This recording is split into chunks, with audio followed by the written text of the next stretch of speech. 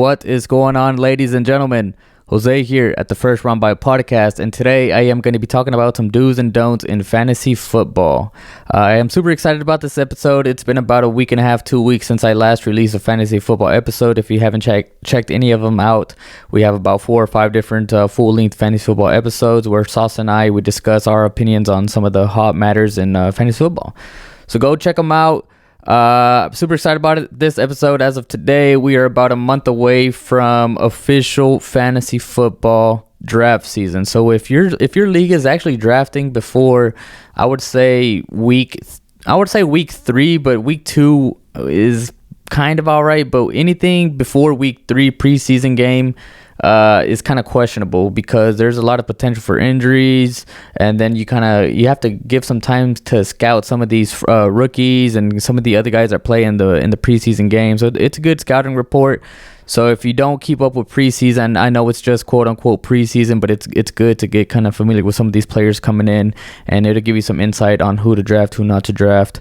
But week 3 of the preseason, perfect time to draft. I will be doing mine August 24th. But anyway, let's jump into this episode. So my first thing that I have here is I don't really like this one. So I have right here the 2024 ESPN Fantasy Football PPR cheat sheet. All right, and they have Anthony Richardson at the number 5 quarterback. Right behind CJ Stroud, or right ahead of CJ Stroud, I'm sorry. And Anthony Richardson has struggled to stay healthy throughout his entire football career. He struggled to stay healthy in Florida in college, and then he struggled to stay healthy last year with the Colts. I feel like the experts, quote unquote, over at ESPN are kind of just putting him at number 5 based off of potential. Yes, he is a big-bodied quarterback who can run the ball, throw the ball, has a cannon of an arm, but like I said, his health is too much of a risk for me. I personally would not draft him at least into the later rounds in fantasy football. Like I said, they do have him behind Patrick Mahomes, which is kind of crazy. But do not reach for Anthony Richardson. I personally don't believe that he's going to have a strong fantasy year. I think he's probably just going to do average at best, maybe finish at the later of the teens, maybe 15. But you can definitely pick up some more worthy quarterbacks, in my opinion. So if I was you, I would stay away from Richardson. At least let him play a full year healthy and kind of see how he does after that, for maybe drafting him in next year or beyond that. But stay away from Richardson. Number 2, don't draft Aaron Rodgers, which I know might be a surprise to some of you guys because obviously Aaron Rodgers is Aaron Rodgers, one of the quarterback greats. But at this point in his career, I really don't trust him. I think he is about 40, 41 years old, give or take. He's obviously getting older. He's coming off of a major injury last year.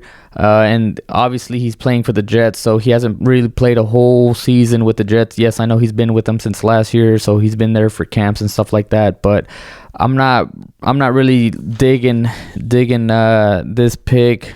They do have him at the number 12 quarterback, right behind Brock Purdy, right ahead of Justin Herbert. The one thing that I would do with Aaron Rodgers is if you already drafted a quarterback, let's just say you have like someone you know is going to do good, like a Patrick Mahomes or whoever the hell in that realm. If you're like in a deeper league, let's just say you're in a 10-man, 12-man for sure, maybe 14, and you have like 6+ bench spots, which is crazy in my opinion.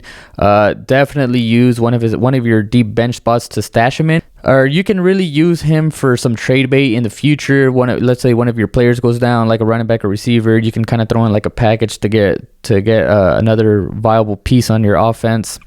But you can stash him, but I wouldn't reach for him. He's not the same. I don't think the same Aaron Rodgers that we all know. So yeah, don't draft Aaron Rodgers, especially not early. Next thing I have here is be very cautious with how you draft the Pittsburgh running back. So Mr. Najee Harris and Mr. Jaylen Warren. So Najee Harris finished with 1,035 yards last year with 8 total touchdowns, or with 8 rushing touchdowns, I'm sorry. And then Mr. Jaylen Warren finished with 784 rush yards with 4 rushing touchdowns. I know Jaylen Warren started to get hot towards the end of the year last year, so I'm thinking to start the year, they're going to split the backfield 50-50, maybe 60-40 in favor of Harris. One of these running backs is an injury away from possibly becoming an RB1 for sure. So I wouldn't reach for either one of these guys. If I were to draft either one of these guys, I'd probably go with Warren. He's a younger guy, and he's just inching closer and closer to that RB1 spot. So just be very cautious as to how you draft them. The next thing I have here is do yourself a favor and please draft Mr. Blake Corum. So last year, he finished with 1,245 rushing yards and 27 touchdowns, which is insane. And he did have some pretty good competition over there. Right now, they have him as the number 43 running back, and his competition, Mr. Kyren Williams, is number 6.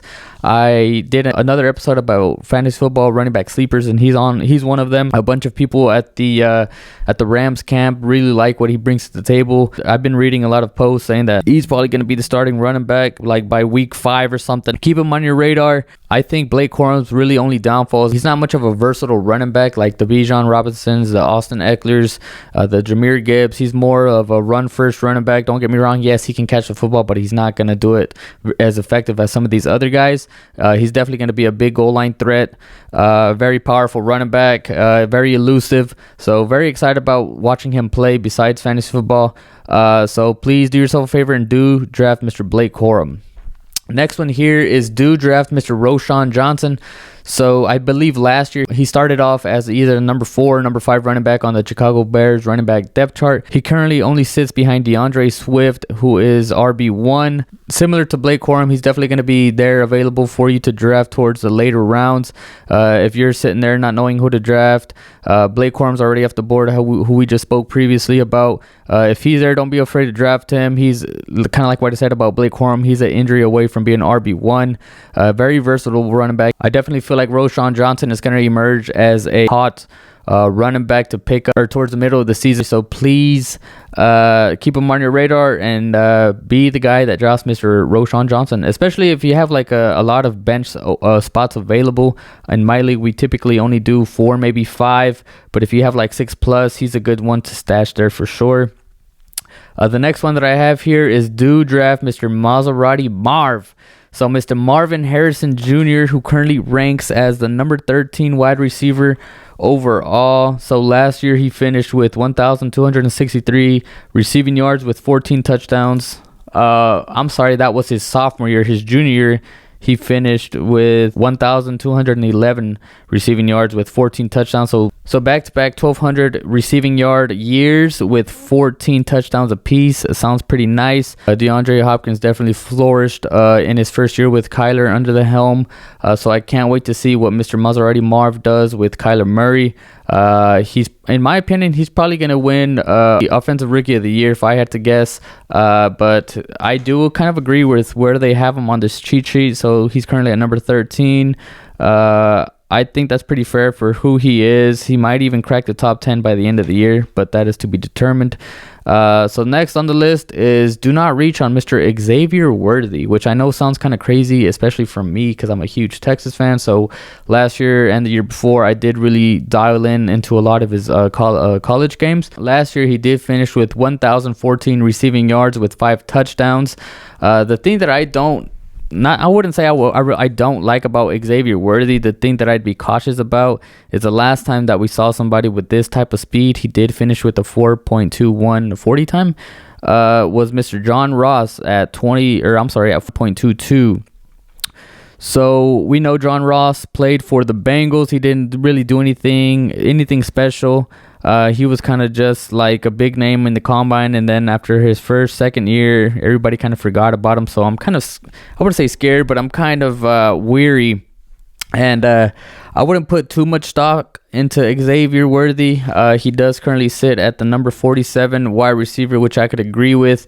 He does, for obvious reasons, have a lot of potential, but I definitely wouldn't pick him up before anybody like Jordan Addison or anything like that. But definitely keep him on your radar, but don't reach for him pretty much. The next one I have here is do not draft Mr. Odell Beckham Jr. He hasn't really been fantasy relevant since 2019 when he last played for the Browns, which he finished with 1,035 receiving yards and 4 touchdowns. I've never really been a big Odell Beckham Jr. guy. I feel like he's just been overrated, and he's only just getting older. He came off an injury with the Rams a couple seasons ago. But just for the name, a lot of people are going to want to draft him, but don't be the guy that drafts him. I don't think he's going to do anything spectacular. He's not even worth a bench spot, in my opinion, even in deeper leagues. So just nothing else to say. Just don't draft Odell Beckham Jr. And that is going to be all for this episode. I appreciate you guys watching. If you watched towards the end, I will be doing more fantasy football episodes as we get closer. Like I said, we're only about a month away. Let me know what you guys think. Do you disagree? Do you agree with some of the statements that were made? Comment down below. Super excited. I'll catch you guys in the next one. Peace.